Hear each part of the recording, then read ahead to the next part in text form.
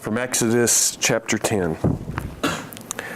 Then the Lord said to Moses, "Go to Pharaoh, for I have hardened his heart and the heart of his servants, that I may perform these signs of mine among them, and that you may tell in the hearing of your son and of your grandson how I made a mockery of the Egyptians, and how I performed my signs among them, that you may know that I am the Lord."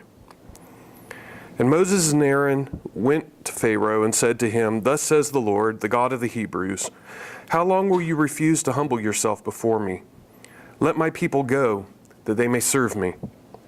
For if you refuse to let my people go, behold, tomorrow I will bring locusts into your territory, and they shall cover the surface of the land, so that no one shall be able to see the land. They shall also eat the rest of what has escaped, what is left to you from the hail, and they shall eat every tree which sprouts for you out of the field. Then your houses shall be filled, and the houses of all your servants, and the houses of all the Egyptians, something which neither your fathers nor your grandfathers have seen, from the day that they came upon the earth until this day." And he turned and went out from Pharaoh. And Pharaoh's servants said to him, "How long will this man be a snare to us? Let the men go, that they may serve the Lord their God. Do you not realize that Egypt is destroyed?" So Moses and Aaron were brought back to Pharaoh, and he said to them, "Go, serve the Lord your God." "Who are the ones that are going?" And Moses said, "We shall go with our young and our old, with our sons and our daughters. With our flocks and our herds we will go, for we must hold a feast to the Lord." And then he said to them, "Thus may the Lord be with you if I ever let you and your little ones go. Take heed, for evil is in your mind. Not so. Go now, the men among you, and serve the Lord, for that's what you desire." And so they were driven out from Pharaoh's presence. Then the Lord said to Moses, "Stretch out your hand over the land of Egypt for the locusts, that they may come up on the land of Egypt and eat every plant of the land, even all that the hail is left." And so Moses stretched out his staff over the land of Egypt, and the Lord directed an east wind on the land all that day and all that night. And when it was morning, the east wind brought the locusts, and the locusts came up over all the land of Egypt and settled in all the territory of Egypt, and they're very numerous. There had never been so many locusts, nor would there ever be so many again, for they covered the surface of the whole land, so that the land was darkened, and they ate every plant of the land and all the fruit of the trees that the hail had left. Thus nothing green was left on tree or plant of the field through all the land of Egypt. The word of the Lord. You may be seated.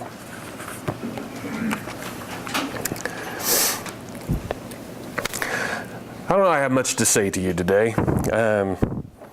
There's the heart hardening thing, but that's just too big for a chapel talk. So if you want to know about that, Dr. Stenglin's offering a course in Calvinism and Arminianism next semester, and I'm sure he'll clear it all up.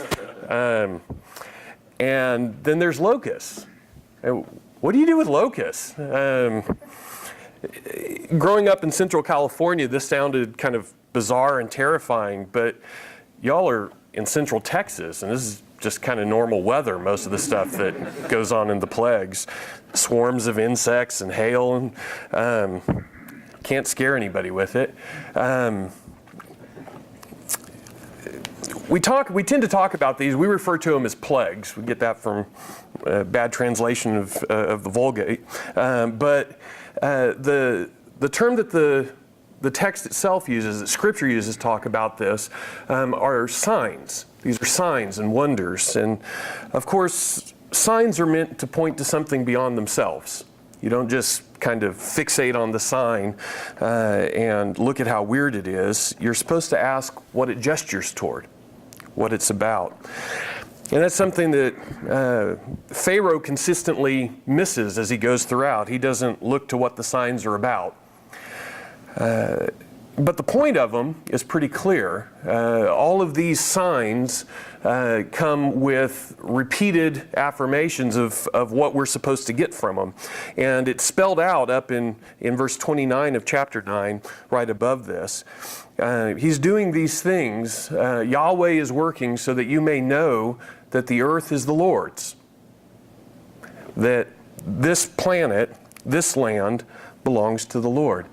Yahweh alone is the one who creates, who orders in such a way that well-being and human flourishing, and indeed flourishing for the land, can come about. And what these signs are doing is they're revealing the Creator and also unmasking the way in which Egypt has set herself against the order of the Creator.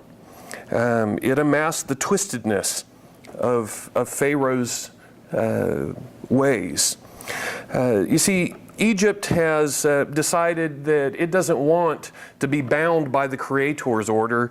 Pharaoh wants to impose his own. And so these signs are, as it were, acts of uncreation. They temporarily take that order that the Creator had put in place, where there's proper places and times and boundaries for everything within the world, and it temporarily undoes those.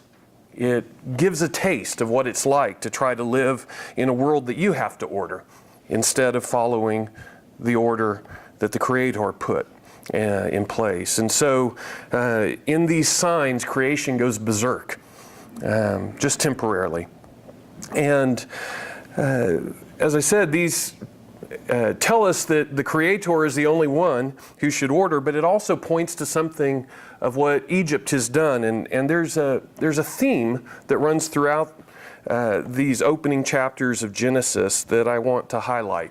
One way in which Egypt has set herself against the Creator. And that is that the empire of Egypt has a kind of a general tendency to reduce children to commodities, to things to be used or bargained with. And you see this really running from the very opening of the book of Exodus. With chapter 1, verse 7, we're told that the Creator's blessing is beginning to take effect even in the midst of Egypt's oppression. The people are fruitful and multiply and begin to fill the land. It's an echo of Genesis 1:28, the blessing that comes to Adam and Eve. And immediately after that, Egypt turns against the children.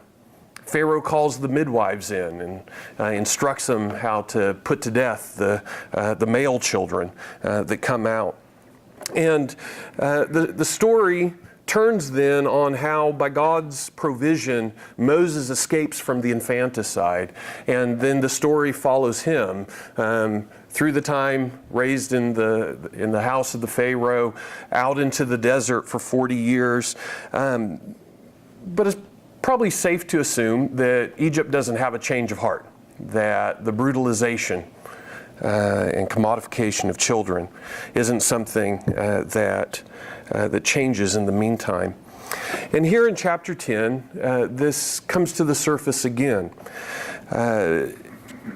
When the Lord sends Moses to Pharaoh for this 8th time, he tells them that part of the purpose of these signs is that the children as well would be educated in Yahweh's ways.